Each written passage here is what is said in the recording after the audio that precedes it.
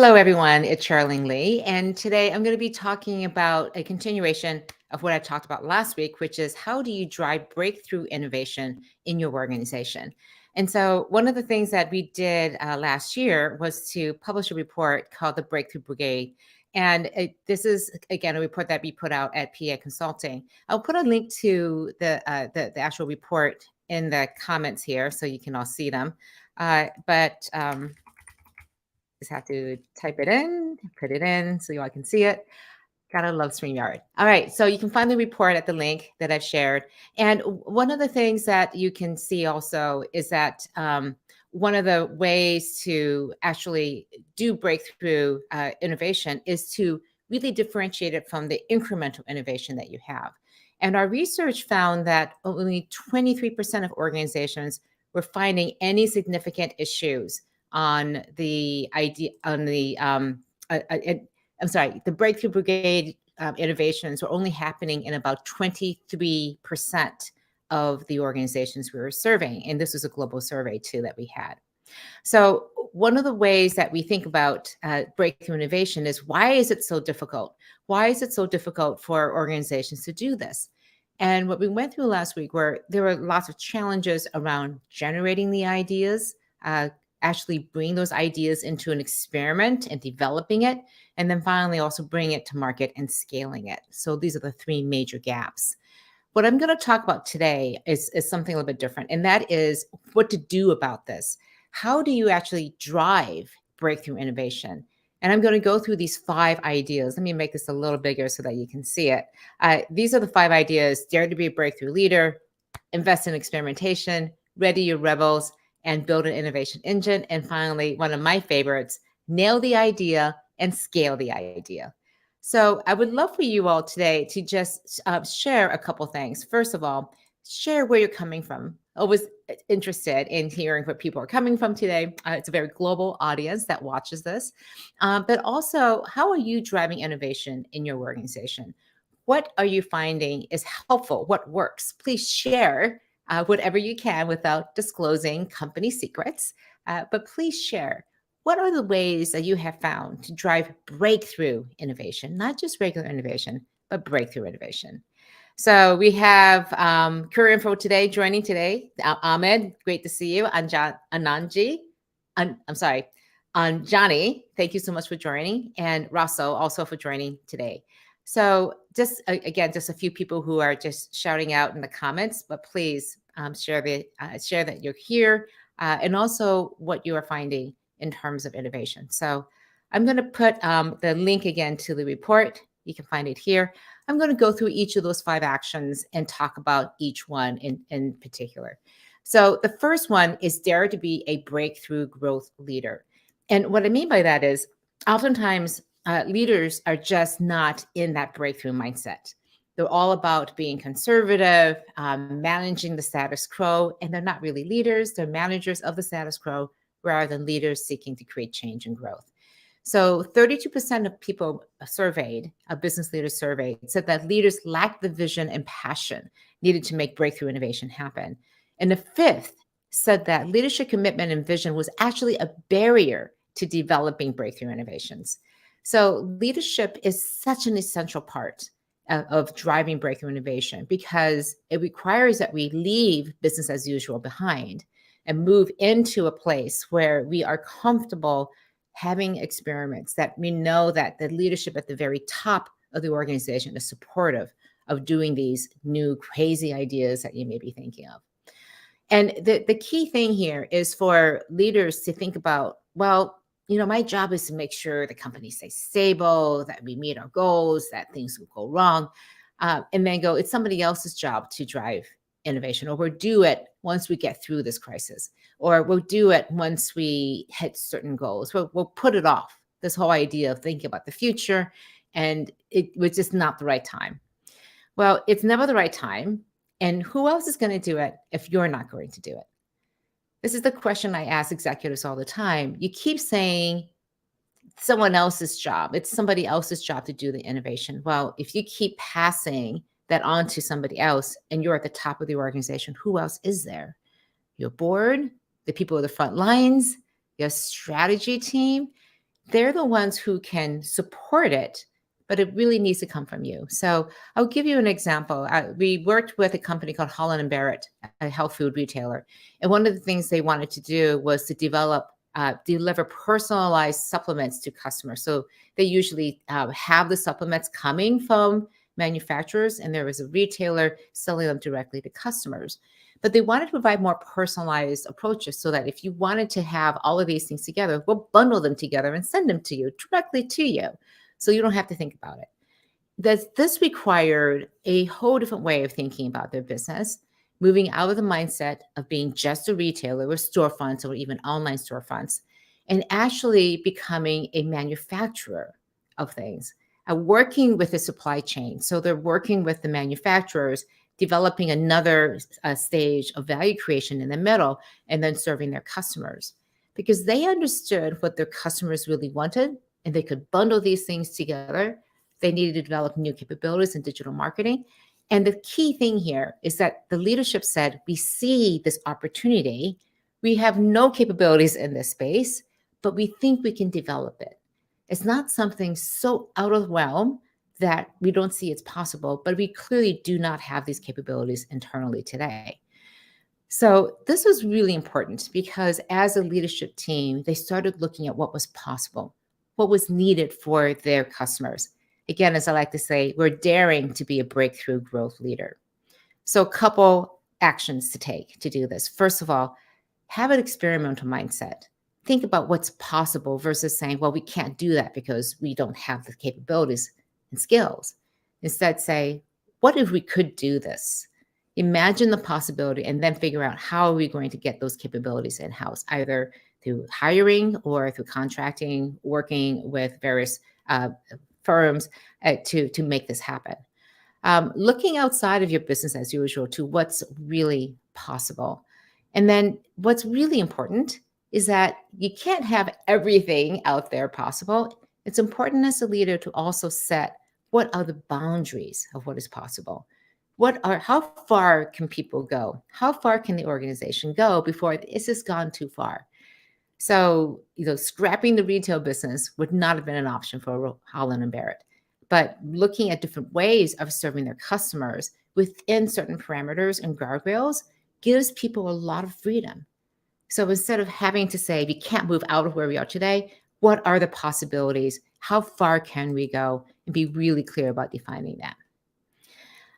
And so Jay has a really good question here. The distinction between managers and leaders needs to be clearer. That's such a great point.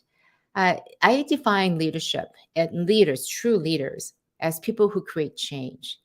Create change because they see there's a problem that needs to be changed, or they see an opportunity that could be taken advantage of. And managers are great. We also need managers, but managers are managing the status quo. When you step out of that management mindset and you're leaning into being a leader, you are starting to say, I am going to make change happen. And that's a very different place to stand in than if you're a manager of business as usual of the existing business. So I think oftentimes we are thinking about how do we create that change and how do we actually make that happen. We can have incremental changes within managers. It's not to say managers never change, but it's fairly incremental. It's within the confines of the existing business. Leaders and the more disruptive leaders are the ones who are thinking about making big, audacious changes. So I love this from Danny. Managers do things right. Leaders do the right thing. Thank you so much, Danny. That is such a great ad. I hadn't heard of that. That is absolutely a great way to do it. It also implies that leaders may not actually, if you're trying to create change, may not be perceived as doing things right. They may be doing things absolutely wrong. We're going to talk about that in a little bit. Danny has a bit more explanation here. Managers take what's already there and work with it to make it better, efficiency, effectiveness. Leaders plot the future for something that does not yet exist. Thank you so much, Danny, for that. And oftentimes, we'll talk about also in a little bit, Jay has this great comment that disruptive leaders are quarantined, dismissed, banished to somewhere else remote where they can't cause any damage per se.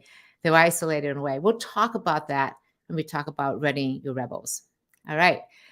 So Moving on, let's talk about the next area, which is investing in experimentation. So, this is a key area in that the idea behind investing in experimentation is to remove constraints, not impose it. As leaders, as organizations, we are oftentimes in a place where we are saying no. No, we can't do this. No, we have to do that.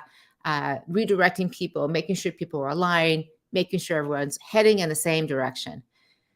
When it comes to experimenting and with breakthrough innovations, we actually need to do the opposite.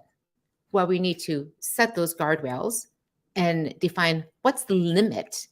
The rest of our time is really focused on removing all the constraints because we are so constrained in the way that we are thinking. We are limiting in the way that we are thinking about the possibilities. And everything we can do to invest in experimentation means investing in removing those constraints. That means more than just financial investment, removing the financial constraint and funding a business. It's also encouraging people, everyone in your organization, that they have agency. They have the ability to be able to create new ideas. They already have those ideas and that capability, that power that resided in them. They just may not be aware that they have that agency, the ability to act as an independent agent.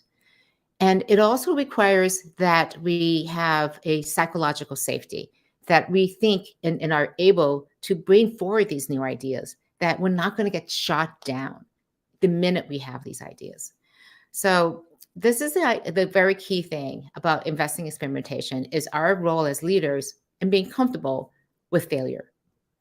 Not just comfortable, but also to embrace it, to invite it, to admit and accept that it is inevitable that we are going to fail.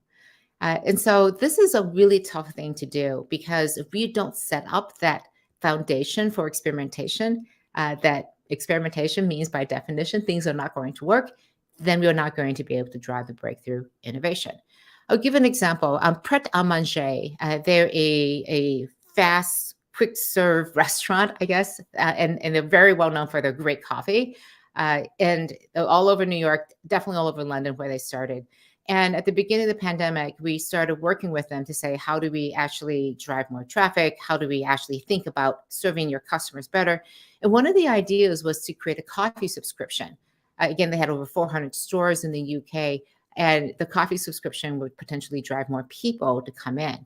And the great thing about this is that it was not something so completely out of the realm of what they could do, but it required some capabilities on the back end, tracking loyalty, and also tapping into the existing data of customers, but also then being able to put it into the stores and drive it forward with all the brand and marketing. So the great thing is Pret a Manger, being a very large company, had lots of access to the capital and the money to make this happen, but they had to remove the constraints to say, well, what happens if you launch a coffee subscription? Are we going to lose money on it? What's the right pricing? How do we actually make this happen? Are we going to have more traffic in the middle of the day? And what does that mean if people are trying to maximize their subscriptions? So these are all things that needed to be considered in order to make that happen. But I think the best way to think about this is to remove those constraints. All right, I'm watching the time here. Time just flows by when we're talking about these things. Before I actually move on to the next one, I have a comment here from Marissa. Harkening back to the comment of someone else's job or someone else will do it, the challenge with that mindset is setting up a potential lack of responsibility, as well as the future loss of no one has learned how to actually do this. So the need for mentoring. Marissa, that's a great point in that it's basically a lack of responsibility, a lack of accountability. I've talked in the past about how important it is to have that sense of ownership. Accountability and responsibility only comes if you have a sense of ownership that this is mine. I'm going to take pride in this. I'm going to own it like it's something that's precious and it's personal at that point. And so breakthrough innovation is one of those ideas that there needs to be ownership of it at the highest levels of the organization, because if it's not there, no one else is going to own it. No one else is going to say, well, even though it's not important to my leadership, it's important to me. So I'm going to stick my neck out and go for the gusto and drive this forward is just not going to happen. So thank you for bringing that up. And Christopher has a great point. One of the most important challenges my customers face is showing immediate value or quick wins. As requested by top management, changing that mindset is hard. This is such a great point, Christopher. Again, we're looking for really, really quick wins, because if we don't see that being satisfied, we're going to think, oh, that's not important. So there needs to be some time and space being created for these ideas to germinate. But the question is, how much time, how much space? What are the indicators that something is going to be there? And the reality is, I think companies kill off ideas far too soon. We're going to talk about that and nail it and scale it in the last one. So let me hold that for a little bit and I'll come back to that. So the third area is ready your rebels. Okay, Jay, here we go. This is where we talk about the disruptors and how to really support them. The rebels in your organization, the disruptors, are the ones who just think constantly, man, we could be doing this in a different way. They're thinking about time horizons of 2 and 3, medium, long term, whereas everybody else is thinking, what can I do right now to make a difference? And so breakthrough innovators look for complex challenges. They're looking for organizations with the culture and the leadership that's going to support that type of mindset. And they're also looking in the organization to see, are you going to give me time? You're going to give me space, maybe a little bit of funding to try to figure out how to make this idea come to life. And so incremental innovations are looking at things in a very linear way, and they look at new technology in that way too. And breakthrough innovators, these rebels, are looking at the application of these new technologies to just look at things from a different perspective. So I want to talk about, how do you find, hire, and retain these rebels, these disruptors? The first thing is really look beyond the hard skills. This is not about somebody with lots of experience in engineering, not having worked at an innovation center necessarily. It's really looking at people's strengths, them as an individual. And what I have found over and over again, it's not individuals who build these innovations, these breakthrough innovations. It's teams truly working with each other to develop these ideas together. We do a lot of work at PA around doing ingenuity breakthroughs, breakthrough ingenuities. And the formula has always been about having the right people in the room, having the constraints and the problem clearly defined, but it's really how we foster that cross-industry, cross-discipline thinking to come up with the breakthrough innovations. So understanding people's strengths, what they bring to the room, not just the hard skills, but also understanding what drives them, what motivates them, what inspires them. And then also understanding, how do they challenge and stretch themselves? Put all those things into this crucible, this space, and you put a little bit of pressure on it, and with the constraints that you have on the problem, and you get this incredible thinking that comes out. So it's not just finding your rebels, but setting the stage for them to be able to do this. So that comes to my fourth area, which is building an innovation engine. And what I mean by this is, how do you make sure you have the strategy, the systems, and the structure to create that crucible of a little bit of pressure, hopefully not too much, to get these rebels to work together in a very effective way. And the thing here is that it's part about making sure that this team, your innovation engine, understands how it fits into the broader strategy of the organization. It does no good for them to create something that is so completely out of field that there's no way that is connected back to the core of the business. And yet at the same time, you want a little bit of separation so they're not constrained by business as usual. The system, so we just talked about strategy, making sure it aligns with your strategy. The system is making sure that you understand what those decision gates are going to be, and framing the innovation around what you're already good at. So leveraging those strengths, but not being constrained by them, is this really delicate balance. And I think the third one is making sure there's structure. Oftentimes you talk about taking your innovation engine, those rebels, and putting them in a separate place so they're not tainted by the business. They're not constrained by the business. But the reality is that innovation engine needs to have enough crossover to understand what's needed to scale the innovation once it gets back into the business, or enough crossover to understand and connect with the customers you're trying to serve. Because even if you're not going to bring it back into the core of the business, you may want to spin it off because it's so different. You still want to be serving the core of the business space so you can leverage the brand, leverage the capital you've spent in developing these customer relationships. At the same time, you want enough crossover in that structure to be able to teach the core business how to be more adaptable, to be more agile, and be supportive of this business when it actually comes back in. All right, in the home stretch here. All right, the last idea is to nail the idea and scale the idea. I love this one, partly because of the iteration, but the way they think about this is you don't want to be thinking too early about how to scale. And this is the opposite of a lot of people who says the whole thing is to scale. The masters of scale, Reid Hoffman in his podcast, are all about how do you scale your business.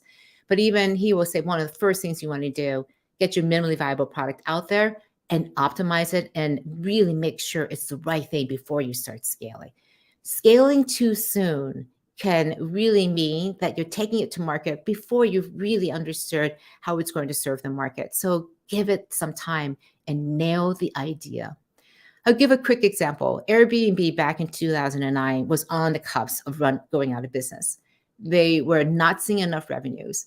And so the approach to this was, maybe we just need to scale this, get it to as many people as possible, get the funding to just blow this market out. But instead of doing that, the CEO said, no, we're going to focus on optimizing this for our existing customer base because something's wrong. They're just not coming back at the same levels. And what they realized was they had really poor quality photography. So they sent these professional photographers door to door to each of the Airbnb properties and took beautiful pictures. And in the process, really understood what it was that these hosts needed from Airbnb, and also started talking more specifically with customers, these people who were visiting, and understanding what their needs. And they really started nailing the idea. They doubled their revenues in that year and then went on from there to finally scale it. But they only did that after they nailed the idea. So one of the things that you can have, and this is going back to the point that Jay, that somebody was making, I can't remember who it was. I think it was, anyways, Christopher was making, that the need to have a quick win and to be able to show that this is actually working could be to your detriment. You want to show there's a quick win, there's traction. But before having to scale it, you may want to ask for some more additional time to refine the idea, to make sure it's the right one before you go full force into the market and then it has the possibility of failing. So this is what's focusing on scaling out in terms of making sure the idea is strong rather than scaling up. So building out the capabilities in-house, making sure that there's strong governance, being clear about what your go-to-market approach is going to be. This is about bringing the innovation from those skunk works, from that innovation engine, back into the organization and making sure you can pull the full leverage of the organization forward. P&G is great at this. For example, they will go and acquire a company that has a new product because there's already been proven it's in the marketplace. But what P&G can do better than anyone else is to scale a $50 million business into a $500 million business. But they also know that if they were to mess with that startup earlier, if they were like 5 or 10 million, they wouldn't be able to really take advantage of it because they're not as good at refining the business idea, refining the product and optimizing it, nailing that product before it is ready to scale. So that's what I have for today. I see a couple of other comments. Jay, you have 2 comments here. There's no magic bullet. I love this. There's larger and mature companies defer to management incrementally, increasing efficiency and effectiveness, and the board of directors are often not very diverse. And the answer is instead that diverse boards are more inclined to consider disruption and change. That's very true. And I think diverse not only in terms of gender and ethnicity and race, but also diverse in terms of backgrounds.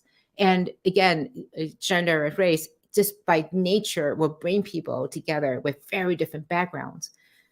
But I think it's important to not have the boards just be insiders, which is why independent board members are so important for disruptive organizations.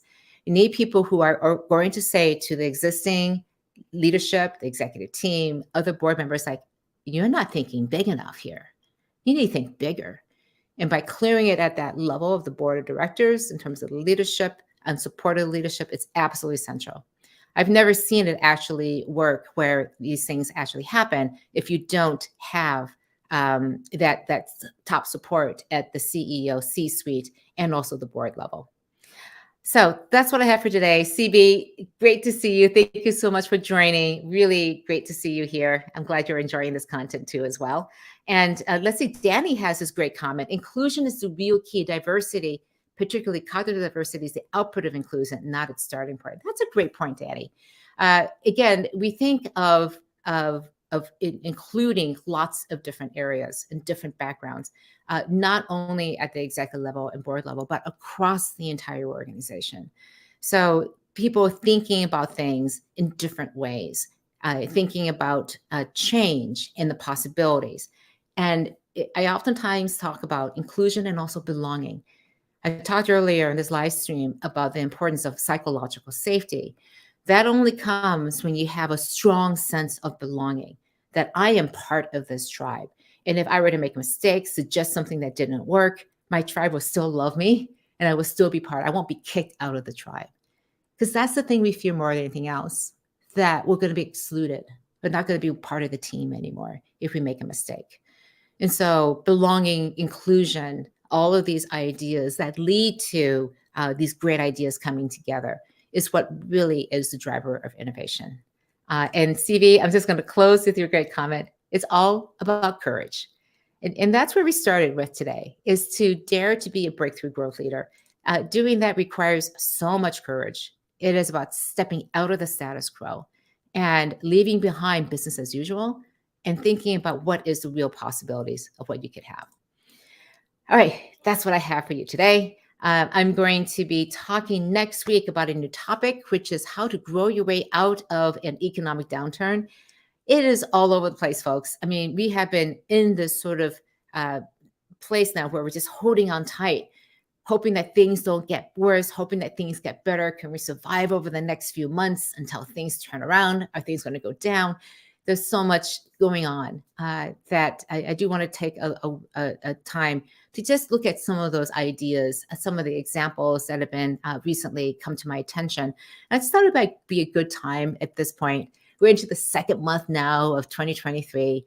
That optimism from January has long gone. It was a long time ago, beginning of January, when we began the year. So that's something else to be thinking about. So that's what we're doing next week. And I do want to just say happy Valentine's to you, Marissa, and to everybody else. I'm going to be definitely celebrating Valentine's today. And hopefully all of you will be too, with loved ones, with your friends, with yourself. Self-love also counts for this on a beautiful day of a happy Valentine's Day. Don't treat it like a Hallmark holiday, which it actually is, but take it as a moment to see love and light in your life. So that's it for today. And I'll see you next week on the 21st, also at 9. Take care and have a great week.